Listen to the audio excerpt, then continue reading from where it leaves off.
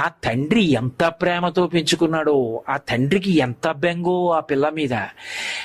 ఆమె సంతోషంగా ఉండాలి, సంతోషంగా ఉండాలి, సంతోషంగా ఉండాలి, ఎన్ని నమస్కారాలు చేస్తాడో.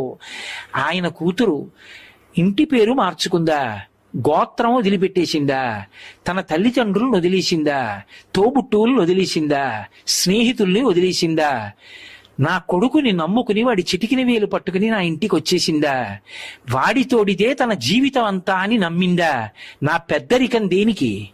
ఆ పిల్ల మనసు బాధపడకుండా చూడవలసిన ప్రధాన కర్తవ్యం ఆ ఇంటి పెద్దగా, మామగారిగా నాది.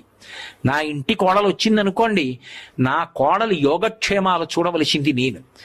ఆమెకి భర్తగా దైవం కావచ్చు, కానీ వాడు నా మాట వినవలసిన వాడు. వాడు నా కోడలితో ఏ పింకితనం చేసినా, వాడి వలన నా కోడలు మనసు బాధపడ్డా, వాణ్ణి పిలిచి చూపుడు వేలు చూపించి కోడల కంట నీటి